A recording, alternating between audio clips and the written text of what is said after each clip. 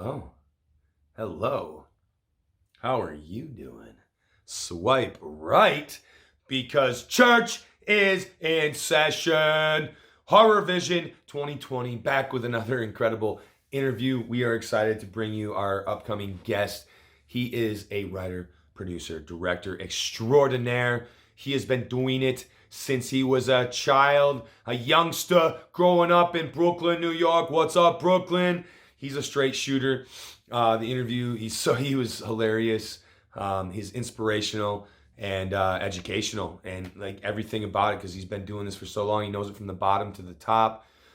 He's going to continue producing and bringing us more and more films. He's got a ton in post and pre-production right now. Yeah, there's a cool tidbit, fun fact about one of his films. It's one of two that filmed at a certain location. Pretty cool. I mean, that's a cool little trivia thing to have for your movie. One of his films in particular, Emerging Past, has every scene deals with like his life growing up as a child. Really cool. His films have won tons of awards, and they're really fun to watch. And check him out if you need anything in the film world. ChurchillProductions.com. Yeah, because he knows everything and he can help you out as a writer, director, or producer. If you haven't seen him, he has tons of movies, just to name a few. Like I said, Emerging Past, and then Checkpoint, Nation's Fire, Xenophobia, Mr. Hush, Amityville Harvest.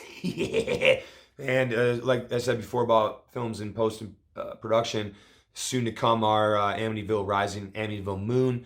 So we have some follow-ups to that. Really excited about it. I'm really excited to bring you the upcoming guest. Me and Tommy laughed and cried and cheered. It was amazing. I was on location for this shoot, so it's a little bit different. But we got it all in. So here we go with Thomas Churchill. Get it?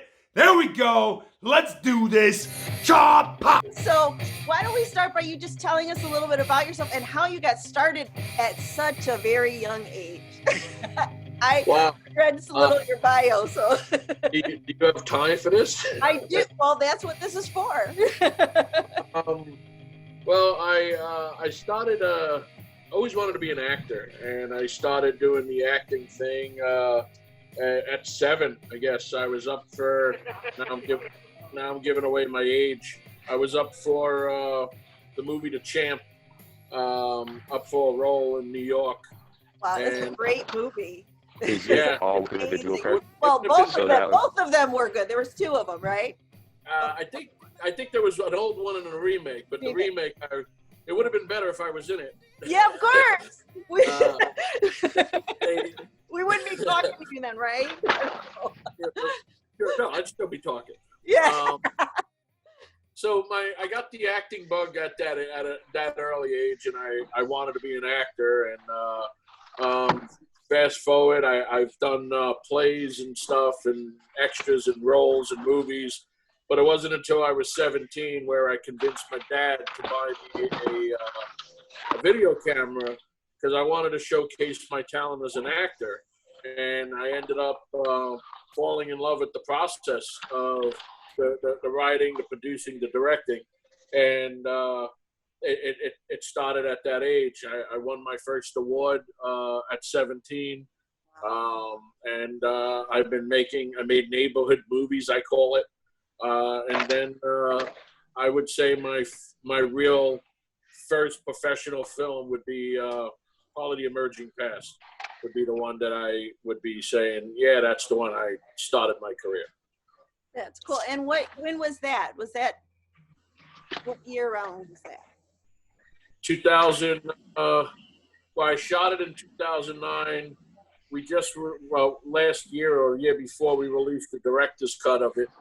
It won several awards, including the New York Film Festival twice for the first version of it, and then with the director's cut, we won a couple awards also with it.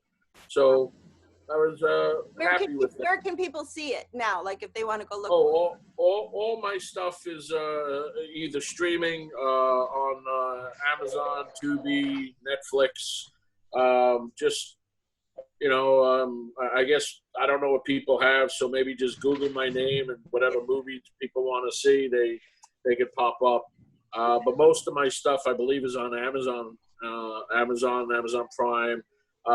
There's a project called The Hard Way that I wrote that's streaming on Netflix now. That was a Netflix original. That's cool. And, we got 4 films coming out this year, and we're gearing up to do a few more. Wow. So those are already shot. Yes. That's the best thing to have right now because people are dying for content. Yes. Don't settle for first offers. Yes. We have a movie called Big Freaking Rat, which is a creature feature that's coming out. I love creature features. Yes. It was my first creature feature. I was really, my genre, I guess, is I like thrillers, so I do action thrillers and horror thrillers, and I've done some family films as well. I just did my first Christmas movie, and we just did a remake. We just did a remake of a movie called The Stepfather, but it's all urban. It's called The Stepdaddy. And we got a movie coming out called The Amityville Harvest. Oh yeah, Eileen was talking about that. Eileen Dietz. Eileen is in the film. She's amazing in the movie. Yeah, absolutely amazing. She's a cool person. She's the one that takes me always to your premieres. Well, that's. I love Eileen. Yeah, but you got to come out to my show next April. Oh yeah. I run Motor City Nightmares. And okay. So it's an international film festival too, so we can show some of your movies and do some Q&As. I would love that. Yeah. I would absolutely love that. It's always fun, and the show is really. If you get a chance to look it up, it's a lot of fun. Okay. Good. So, emerging. Would you say emerging past? The Emerging Past Director's Cut was like my first professional film that I would consider. And it's the last film that Brooke McCarter was in from The Lost Boys. It also has the late Steve Dash in it, who played Jason in Friday the 13th Part 2. I got Tony Moran in it. Well, he's okay. Tony's okay. I know that. Yeah. Yeah, everybody else I named is dead. Just teasing you. And Stephen Jeffries, who's still okay also. Yeah, he's still. That's surprising though. Yeah. I love I brought him to my show. Like I was one of the first people to bring him to the show after all of his other escapades. Yes. And after that, he just started doing a lot of work there. He's a really nice guy. Well, he's done. I did 4 films with him. Cool. And I did The Emerging Past. I produced a movie called Mr. Hush. Oh, yeah. I love that cover. So cool. The artwork for Mr. Hush. Beautiful. Well, it's the distributor kind of did that whole trick. I know. I did Mr. Jingles. If you see the covers, they look so awesome compared to the movie. they really, if you take Mr. Hush and Trick or Treat, they even got it down to, it's. Oh, Trick or Treat. That's what this is. Oh, yeah. Michael Dougherty's Trick or Treat. But I had nothing to do with that. I just want to go on record. Okay. I appreciate other people's artwork. Okay. So, and then he was in Mr. Hush. He was in Emerging Past. He was in Lazarus, which is getting we're going to we're putting it out again. I think the distributor has a new title for it, and which I love the film, but I feel like the film. Distributor, are you just going through Just Vision, or are you going through others too? No. This one is. ITN? Wildlife Racing? Hey, am I better at the moment, by the way? Yeah, much better. Okay. Okay, great. You're like I love normal. the location you're on. I know. You're on Thanks, man. Beautiful. Relaxing. Just so you know, he's an actor. But go ahead. Oh, I was going to say, because I know there's a movie you did, like one of your early projects that like pretty much every frame has something to do with your childhood, and I thought that was kind of cool. The Emerging Past. Oh, Yeah. that's what that. That's why it's so close to your heart. Yeah. Every scene in that is something to do with my childhood. In front, there's a scene where there's a homeless guy screaming and all. I was a kid. I used to sell flowers at that train station. The hospital sequence was actually shot in my elementary school, Catholic school, St. Matthias. So one of the rooms we used was actually my old classroom where I used to get thrown out of. True story. Yeah. And there's only two films to ever film in St. Matthias in 100+ years. Which one? One was mine, American Past, Yeah. and Martin Scorsese's The Irishman. Oh, that's a good claim. I like. What company? I mean, look, I couldn't ask for better company. Yeah. But I Right. can go on record saying I was the first. Yeah. I'm sure Martin would appreciate that, right? And it's funny, that whole Irishman, a lot of that scene was shot right around St. Matthias and on the same street where I grew up in. So I think there's a scene where De Niro brings his daughter to the deli, and he points out the guy that I forgot, and he brings the guy out and he beats the hell out of the guy.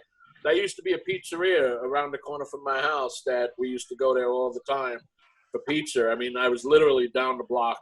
So I love watching stuff where real life interacts and then you see it on film and you're like, oh my God, that's great. You know, I mean, and the cool thing about living in Los Angeles, I mean, coming from New York, when I first moved out to Los Angeles, I drove around to get lost so I could kind of find my way. That's more GPS, right? Yeah. Also wanted to see every location that I grew up on. And you're like, oh my God, look, they shot such and such on this corner. Yeah. Where? And this corner was supposed to be another state and it's 5 feet away. You know? Yeah. So that's what the art of movie making is amazing. You know, you can do. Yeah. So, awesome. So what projects were you working on before everything shut down? I just wrapped the Christmas movie. It literally, you got done with it then. I wrapped the day and then the shutdown, and I was like, woo. I know, that's good. That's good. So I was able to write, during the shutdown, I had to write 4 different projects for 2 different people and myself. And those are going into production sooner as early, I think next month, where we're starting up. And then we got 3 going in, and then I got 4 coming out the rest of the year. So I'm excited about those. That's awesome. You are cranking. Well, you know, I mean, I have to say I'm grateful and I'm blessed. You know, people come out to Hollywood for various reasons, and sometimes people get lost. Sometimes people get stuck or get caught up in nonsense or all these parties and look at me, I'm on the red carpet, you know, type thing. And you forget why you're here. You know, I came here to plant the flag, leave a legacy, and eventually go back home. Gotta go back to New York? I love California. Absolutely love California. So do I. We are both from Michigan. Yeah. Oh, and he's been here a long time. I've only been here a year. So right around the Detroit area. He's up north. I was in Detroit, Ann Arbor area. He was from way up north. I'm kind of by Traverse City, northern Lower Peninsula, like on the Lake Michigan side, pretty much. And how long you guys been out? He's been here for like 12 years because he was, I cast him in one of my movies. He was, and then I came out here and I'm like, hey, what are you doing? He's like, dude, I live a mile away from you.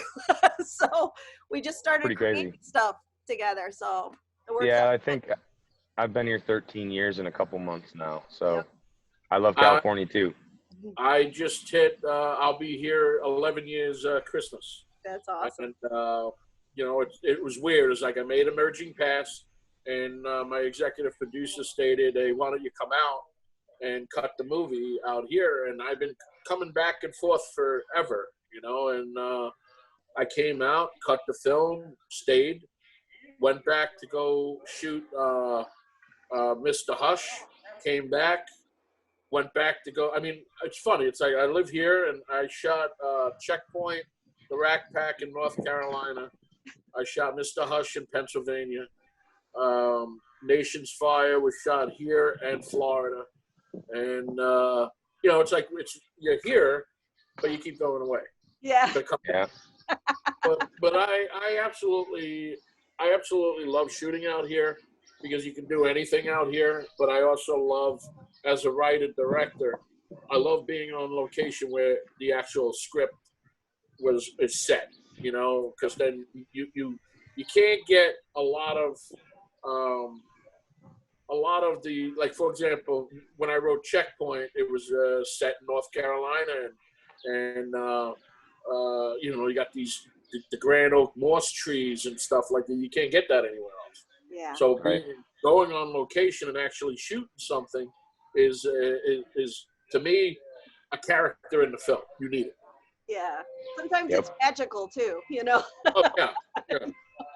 Yeah, you do your best thinking as well when you're on location. You're like, wait, we don't have this. All right, how do we fix it? Yeah, well, like, was Right. it Kubrick that when he shot Full Metal Jacket, only at the golden hour? So they only had like an hour or two to shoot every day. That was it. He's a genius. Yeah, well, Yep. he can do that. Other people can't. we can wish, or actually, we can do it on our phones now. It's true. Listen. When I started at 17 making my first film, it was with the full size VHS, and we didn't have all the technology that everybody has today. Right. So going back and doing something, you know, where you're using 2 VCRs to edit. Yeah, You don't, and then the third one to. Yep. and then you got these weird wires going through to go into your stereo. Did you ever have the video toaster? Do you remember No. the video toaster? Do you I remember remember it? I had a always video wished toaster. I wished I had that, but at the time, I had a video toaster. I did weddings. That's what I started doing. at the time, I had an Italian disease called funzolo. What's that? Don't have funds. Funds are low. Takes me a minute. I'm Sicilian, so. That's awesome. That's pretty great. Yes. Oh man. Who are your favorite people to work with? Because you have a whole group of people. I've met quite a few of them, but you have different teams, I think. Well, I got the same crew. I used my same crew for the last 7 projects. I've been using my same DP for almost 10 years. I've been working with him, but he became officially my DP on maybe about 8 years ago. I don't know. I mean, actors and actresses, I like working with a lot of the people. I mean, there's people that I didn't like what I won't work with. Yeah. I won't mention. Yeah. In fact, I understand. I'll block the posters behind me. No, I'm kidding. No, I'm kidding. You can I'm see kidding. which ones I'm blocking. I don't know. No. Yeah. No, You worked with Kane Hodder a couple times, right? Oh, I did you love work with- Kane. Yeah. Kane's great. I mean, I was privileged to work with pretty much everybody from a Halloween movie. Yeah. You know, I'm privileged to know all or have known all the Jasons, Yeah. you know, and work with 2-time Academy Award nominee Bruce Dern. Yep. You know, I mean, I worked with Emmy winners. One of my producers is an Oscar winner. So they always say surround yourselves with what you want. And, you know, one of the things that I feel I'm a little different with other filmmakers is I like working with a lot of the same actors, but I also know that you could throw a rock and hit 15 different actors. Right. And when you keep working with the same people, you know, the media would get confused because then I don't know if it's a sequel, Yeah. it's just the same movie, what are you doing? So I like working with everybody, and I feel that as I grow as a filmmaker, I want to grow with other actors as well and learn, because, you know, the more you know, the more you grow. And, you know, I don't want to be stuck. As I said, I came out here to work and build a legacy. I don't want to be known as the guy that makes cell phone movies or, you know, cell phone films. Oh, or, cell phone. I mean, was just kidding about that. Well, that's definitely. But there are a lot of people out there that I know that shoot movies on cell phones, which is nothing wrong with it. If that's what they have the access to, you know, you can make a cell phone into a decent camera with the new iPhones. They're 4K and they make lenses and little rigs and all. But, you know, I mean, show up on set with somebody that won an Oscar with that, they're going to look at you and say, yeah, exactly. What are we doing? Dude. You know, Exactly. what are we doing here? You know, walk off your set. Yeah. You know? Yeah, but Well, just with that attitude in itself, you know, like came out here to make to form a legacy and do everything that you're saying you're doing. I mean, that's the attitude you got to have in this industry anyway, and you know, you're definitely going to succeed with it. I'm just happy you're not a film snob. No. We got a bunch of those. Yeah, I directed a bunch of those too. Those are the people that we won't talk about. Okay. No, when I first came out here, I'll be honest with you, it was right after Emerging Past. We were cutting the film, and I was getting very much homesick because I didn't know what I was going to do next. I didn't know what film was going to come next, and I called two of my friends, one of my guys that I know since kindergarten, and he said to me, "You can't come back yet." I said, "What?" Because I was thinking of coming back home. He goes, "You can't." He goes, "You went there for a reason. You're not going to come back empty-handed. You stay there." Friend. And you know, it pissed me off. And then my other friend said, "You can't come back. You just got there. What are you going to do?" And it made me realize I knew this kid, this guy, probably a grown man. He was an actor. I met him at a convention. And he wanted to come out to California. I think the convention was in St. Louis. And he was from St. Louis, but he was moving to Jersey for something. And he wanted to come out to Hollywood, so to be an actor. So I saw this whole thing on Facebook that he decided to quit his job. He packed his car. And I was watching this whole transition on Facebook of him driving, and I was like, good for you. Yeah. Good for you. So he pulled into Hollywood, and then that night, because I saw that morning he pulled in, and then that night he was leaving. And I'm watching him, then he was back in Arizona, and I called him up, and I said, "Hey, are you out here?" "No, man, I'm going back home." I said, "Well, why?" He goes, "Oh, it's not for me." I said, you just pulled in. This is the mentality. When somebody says to somebody, like a Hollywood agent and all, "Oh, come out to Hollywood, look me up, you know, we'll see what we can do." Right.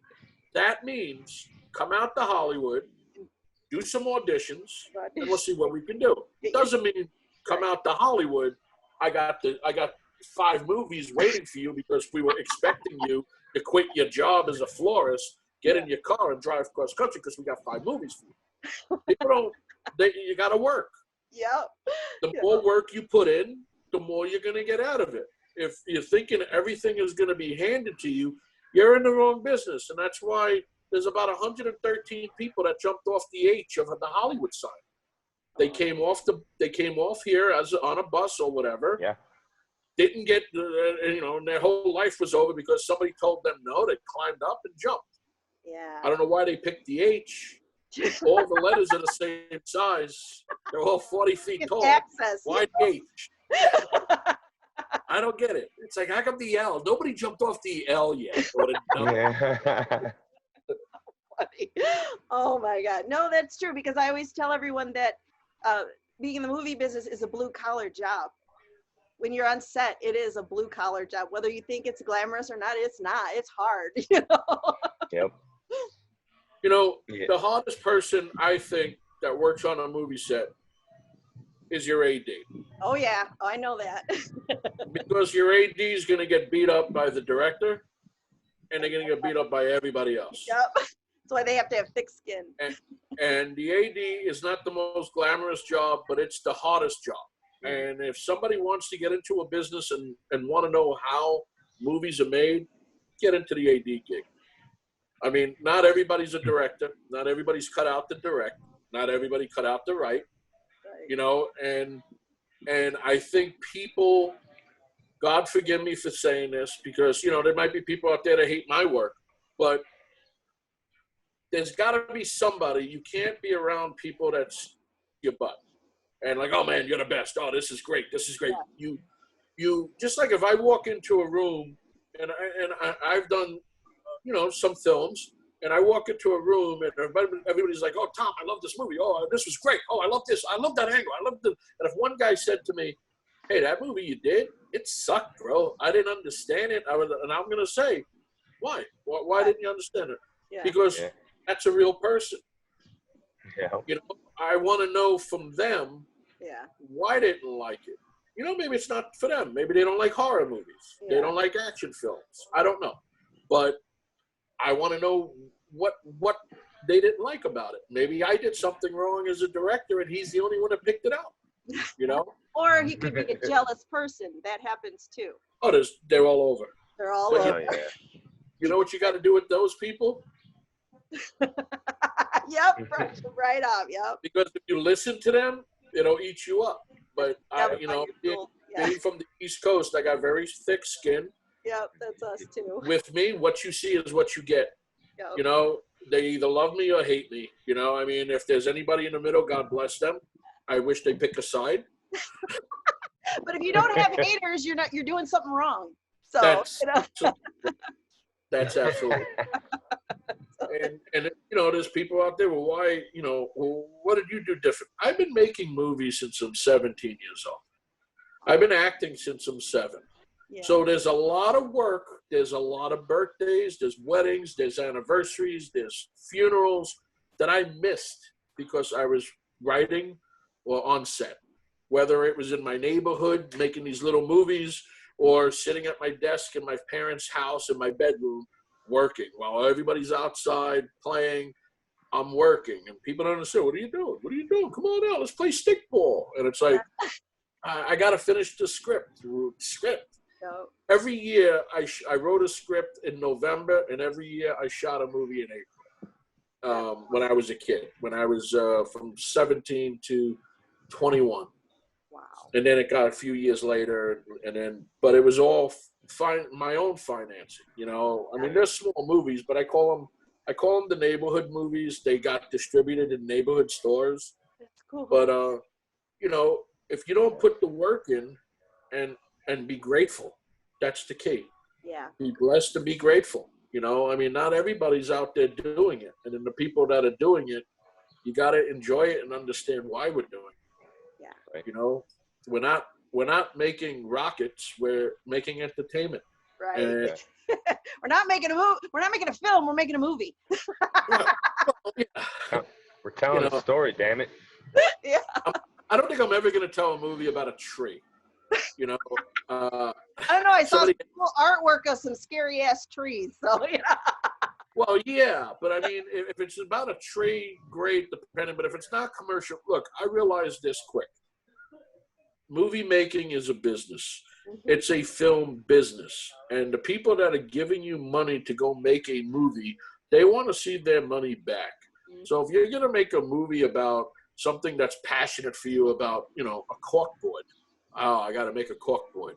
I got to make a tree. Nobody cares. Right. You know, stop it. Nobody cares. You're going to bore the hell out. Go into the documentary business then. Nobody's going to sit there for 2 hours and watch you make a corkboard with a frame around it. I did it. I made a vanity project. It's their vanity project. Fund it yourself. Nobody cares.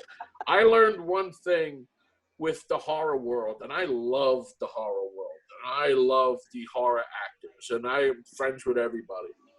But when it comes down to distribution, and then there's mainstream, and then there's horror. A lot of people don't know who anybody is in the mainstream world. And I learned this with distributors.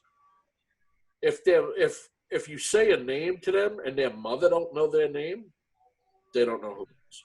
Right, right. And if you say, for example, hey, I got Kane Hodder. And again, I love Kane Hodder, and I think Kane Hodder is a great actor. Mm-hmm. Underrated. People should put Kane Hodder in their movies. Guess what? I gave him his first on-screen kiss.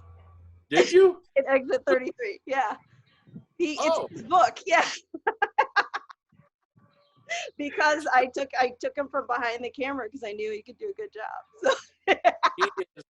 Kane is one of my favorite people in the world, and he was supposed to be an emerging past. Oh. That's how long I know Kane. Wow, you've known a long time, yeah. And it wasn't a SAG movie, and Kane is very big with SAG. Yeah, we had to do a SAG one. Yeah. Yeah, he's like Norma Ray of SAG. He wouldn't do it. No, he's the Norma Ray of SAG. I love that. And he would have been great in the role. But then I think there was a few other things that we missed opportunities, but I had him in Checkpoint, and I was grateful with that. And he was supposed to be in Xenophobia, my section of Xenophobia. Yeah. But I think it was a schedule, because that was a SAG movie. Xenophobia was SAG. I think it was a schedule that it just didn't work out right. Yeah. But I remember pitching him to a big distributor for another movie. And they were like, and I'm naming all these movies he was in, and they just was looking at me. And I said, he was Jason for like four different times. So then the distributor said this to me, which broke my heart. He goes, is he going to wear his mask? And I said, no. He goes, then I don't know. Yeah, I know. Or they say he's in too many movies that are on the market right now, you know? But that's what I'm saying. When you got a distributor you're going after for like mainstream, and then you got a distributor that just does horror movies, the horror movie guys know them. And everybody in the horror world are celebrities to these guys, to these distributors. But when you cross over and try to do something that's bigger in a mainstream, you have to understand that it's a different audience. Yeah. You're making movies for, a different group of people. Right. And you can't have all these horror people in one movie because they won't finance it. Right. That's why horror movies are PG-13. That's one of the main reasons, so that they can appeal to everybody. Yeah. I know, right? That's how I feel. Throw up in your mouth every time you hear that. Or how they change the edit, they edit stuff out on Netflix or wherever. Oh man, when you that on TV, makes me throw up. Yeah. Well, then I also learned with different distributors that certain movies you can't do. Like, you can't have a guy get his head chopped off. Yeah. Foreign countries will not carry that. Right. I didn't know that. Yeah. I didn't know that. I'm putting that in movies and stuff. Like, well, you can't have this scene. Why you can't have this scene? Because we can't sell it in these countries, and these are the countries. Probably because of all the beheadings and stuff. There's always different cultural things, Yeah, but then it makes you think. Then you go back to movies that are supposed to be so gruesome, okay? Like when you read things about Scarface, they're like, oh my God, the chainsaw scene was the... I know, and it wasn't this. Yeah. And that's what I'm saying. If you don't see it, but you hear it, that's what makes things for the mainstream world more terrifying. Where us horror people and horror fans, you got to show me it. Show me the money. I want to see it. Oh, that was a great the monster. scene. If it's a monster, I got to see the monster. Yeah. None of this Village or whatever that shit was. I still don't. Listen, like M. Night Shyamalan Ding Dong too. Yeah. I still don't understand The Village. I was so mad because I'm like, it's supposed to be monsters. The worst movie ever for a big studio film was, what was it? The Happening? Oh God, dude. Yeah. And it was, the wind was killing people. And Mark Wahlberg was supposed to just be a school teacher. He's like, it's the wind. We got to run away from the wind. And I was like, why wouldn't they at least do a Day of the Triffids or something, Something cooler like that. But the trailer was great, where you just got people jumping off buildings like crazy. Yeah. It's like, what's going on? It's like, wow. People getting run over by lawnmowers. Yeah. Come on. Go to watch it, it's like, win? Well, in what is it? Signs. It was the aliens. The smart aliens came here, but were 70% water, and the water kills them. So that the movie was so good, and then when they like Signs though. Blew it for me. I did like Signs though. Signs was the Sixth Sense. Good stuff. Yeah, of course. Yeah. Pop. And what's the other one that was good with his? I liked Unbreakable. I didn't really get it until I had to watch everything else. Glass and Split. Glass. Let me go watch this again. Yeah. No, of course his first one. Signs. Sixth Sense. Sixth Sense. That one was that was brilliant. That was my favorite. Yeah. Still, I love to watch it still. Yeah. But there is a part in that movie it still bothers me, because every time when Bruce Willis at the end thinks about why he couldn't get into the basement, and then you realize the desk was against the door. Mm-hmm. You remember he couldn't get in it. But there's a scene in the movie, in the early part of the movie, he's in the basement, and he hears his wife coming out of a car, and he runs out and he chases the car down, and he's like, "You stay away from her," like that. Yeah. But he was in the basement. Oh, so, I don't even remember that part. Now I've got to rewatch that. We got to rewatch it. Nope. In a minute that anyway. Bothered me, and The Usual Suspects. We always see the edit cuts to the page coming out where you actually see Kevin Spacey before you actually see Kevin Spacey doing his shtick. So it was like they should have just, with the edit, like moved that over here. Yeah. It would have been better if you saw Kevin Spacey walking, then all of a sudden you start seeing him change, and then you're like, what's going on with this guy? Then cut to the fax machine. Yeah. You know? It's good. But good. But still a great movie, though. So it's one of my favorites. Oh, what is your favorite horror film? Oh, I got two. The Exorcist and the original Psycho. Oh, that's good. Oh yeah, there you go. Good ones. Yeah, we haven't heard that one yet. Behind. The original Psycho too. Yeah. That's good. Yeah, that's good. Yeah, I don't know. 95% say Halloween. Yep. You know, Halloween, if you want to know something, though, Halloween, John Carpenter was obsessed with Psycho. And he made Halloween kind of like his version of Psycho, because character's name, Dr. Samuel Loomis, is a character. Sam Loomis is the boyfriend name in Psycho. Oh, I didn't even know. That's great trivia. Janet Leigh, who gets killed in the shower, he decided to use her daughter, Jamie Lee Curtis, in Halloween. Wow. That's really cool. The pacing's kind of similar. But Halloween's a great movie. I mean, if you have to pick a slasher movie, it's a feeling. People know what's good, and then if it's emulated, they still feel the same thing. That's really cool. How did you guys like the? I guess it's not really a reboot. It's the 45-year later movie. Oh, it? No, Halloween that came out. Oh, actually, I liked it. But I like a lot of things, and I love Jamie Lee Curtis in anything. I'm a fan of hers at Freaky Friday, even. You know, I mean, it's stupid. Yeah. I was a fan of hers in Perfect with her and John Travolta. Oh yes, I remember that too. Yes, she has a whole story where she says she was at her brother's dorm room and they had the scene frozen on the screen.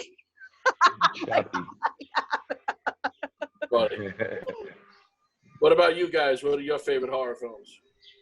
Oh I always said my first, like, one that when I was a kid that scared the crap out of me, like, was Pumpkinhead.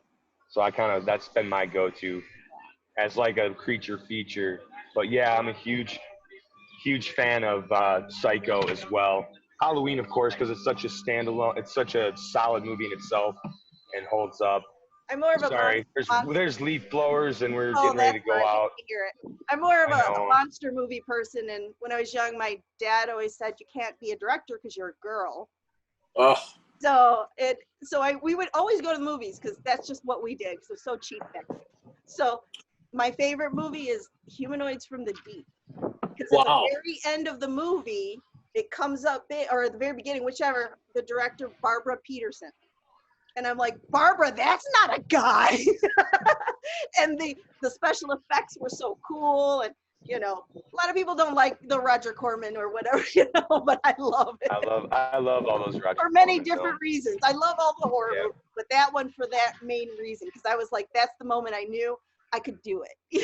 I was privileged to meet him about a year ago. That's cool. Great guy. But yeah, I mean, I think Phantasm is a great film as well. Yep, I love it. Of course, the Evil Dead's because we're from Michigan. You know. Great. Yeah. He has his car in every movie. I know, right? Oh God, yeah. Yeah. Yeah, because I never been to Michigan. Oh, you gotta go. Oh, you're gonna love it. It's a blast. Yeah, you know, come in April to Motor City Nightmares. You probably know everyone there when you go, you know. Well, I would. Yeah, I mean, I'd love to. I mean, the last show I did, because I kind of pick and choose a lot based on working. Yeah. But the last show I did was Ben and Stacy Dixon's the Nashville one, Full Moon. Oh, the Full Moon Tattoo one, right? Yeah. Yeah, okay. That's a big one. Never been to that one, but I hear good things. So. Yeah, I've been there over the last 12 years. I think I was there twice. I've been to New Mexico a lot. Jim Burleson's conventions. He's got one in Santa Fe and one in Albuquerque. I've been there. What are those called? I haven't heard of those. What are they? I think it's called the Albuquerque Comic Con and then the Santa Fe Comic Con. Okay. But those are, yeah, I know. I mean, I've been to, I was at the first Day of the Dead in Indianapolis. Yeah. I did the Fangoria one in Indianapolis, and I also did. That was a long time ago, Fangoria. They didn't travel much, but they're doing a new one in New Jersey, I think. Yeah, they are. And there's a Day of the Dead will be in Vegas in October. That's what I hear. Yeah, you should come with us. As long as everything's open, come with us. We'll have a blast. Hopefully October, I'll be because I'm supposed to start a project in August and a project in September, and you're not coming out to play ball with people, are you? No, I'd love to come. Messing with you, you know it. No, so you have to try to come. James Golf, and I'm like, where are you at? Where are you at? Where's your golf course at? Yeah. Up north of Burbank, kind of in the Sylmar area. Oh, okay. So not too far. I live in Van Nuys. Yeah, I live on the borderline of Burbank. My office is in Burbank, down near on Alameda. Couldn't think of the name for it. Yeah, this golf course it's called El Carrizo. It's kind of a smaller. It's not a really long course, so it's not bad. I've only played it once before. And he forgot about this because I forgot about it because they booked it. He's on location today. I don't judge. Yeah. At first, I was thinking like you're either golfing or you're riding around in Fred Flintstone's car. Both would be. I think both should unite because that would be perfect. So, is there anything else you'd like to promote? Like your Instagram or anything like that? Well, yes, but before I wanted to say something about the Flintstones since it was just, go right ahead. Why is there a fire department there? You ever notice that? There was the Bedrock Fire Department. Everything's made out of rock. Why do they need that? Extra money. They could have took that money and made shoes. True. People can find me on Facebook, Instagram, Twitter under Thomas Churchill. We have a lot of our films are on Facebook, so if they want to go like the Nation's Fire, the Emerging Past page, the Cold Plastic, Checkpoint, yada, yada, yada, all that.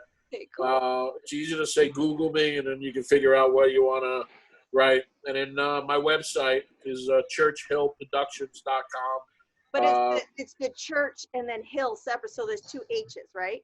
Yes. It's 3 words. I'd say. It's I went to Churchill High School. That was the high school I went to. Well, my last name is actually spelled like Churchill, Winston. Right, like Winston Churchill. I saw that, but the website has the 2 H's. That's why. Yes. Everyone knows. And even on my email, when people email me, like, "Hey, did you get them?" Like, "Did you put the extra H?" Yep. You know. You just like to mess with people, right? Yeah. Some people, think about the guy who actually has the other email address. He's like, "Oh my God, how do I get this guy's email?" Yep. No, thank you so much for your time. It's so good to finally. This was great. Thank you Yeah, very much. sorry, I was out here doing another this. one in a few months. Catch up with you on all your projects.